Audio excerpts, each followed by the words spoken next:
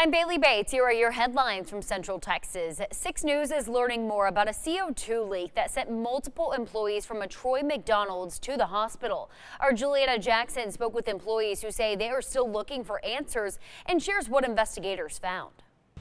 For employees at this Troy McDonald's, what started as a normal shift quickly turned into a nightmare. More than just that, when it was me and like 2 other coworkers that were feeling dizzy, nausea, and trouble breathing. 6 News spoke with employees who were on duty during the incident but wished to remain anonymous. They say symptoms started about an hour after clocking in. A former employee who stopped by the restaurant was worried and called 911. And as soon as he got there, he saw us and decided to call 911 and would not let us go back to work, which I am thankful he did that.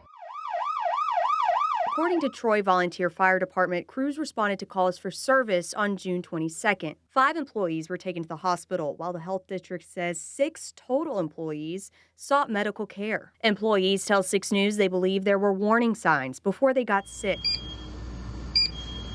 Providing 6 News with video of what they say was a CO2 warning detector flashing inside the building days before the incident. And that little flashing light that you would see, a warning. We reached out to McDonald's to ask about the detector going off and haven't heard back. Employees shared medical records with 6 News referencing carbon monoxide exposure and toxic inhalation, while investigators say the source of the incident was a carbon dioxide leak from a soda fountain machine, and CO2 levels inside the building were 0. The health district says McDonald's voluntarily closed the restaurant June 22nd while crews repaired the leak. The restaurant reopened June 23rd, and the district says the investigation is now closed. We're being told that it's fixed and safe and operational, but there is a lot of us that are hesitant. For employees, the biggest concern now is making sure something like this doesn't happen again. They actually improved the place instead of say they are and not do anything about it.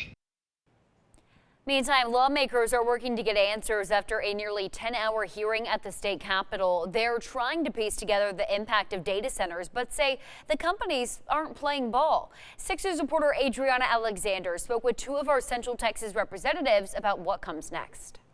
A nearly 10-hour hearing on data centers left lawmakers with one major takeaway. They need more information. I urge this committee to require full transparency on water and energy use. The Texas House Natural Resources Committee hosted their data center meeting Tuesday and even invited several data center companies to testify. I invited 2 witnesses today who refused to come answer questions, Diode Ventures and Calypso. They didn't decline due to scheduling, conflicts, or any other acceptable reason. They just simply didn't want to face tough questions. Those didn't appear, but representatives from Google, Amazon Web Services, and Vantage Data Centers testified in defense of the industry. Those corporate voices were far outnumbered by concerned Texans, making their presence known.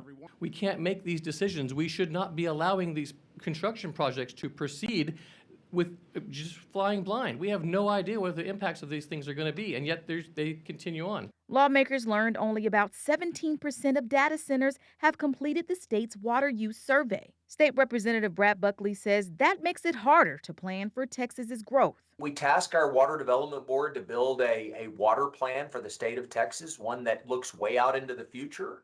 And we don't have accurate data. Both Buckley and Representative Hillary Hicklin say good policy starts with good data. Once they get a clear idea of how much power and water each data center needs to operate, they say they can better plan for Texas's future growth while protecting its water and power supply. We really need to hear from everyone because we will be making laws around this issue. It's important for them to engage the community, to tell them, hey, here's what we do, here's how we do it. Here's the impact on your community. It's a topic on a lot of Texans' mind. Those are your headlines from Central Texas.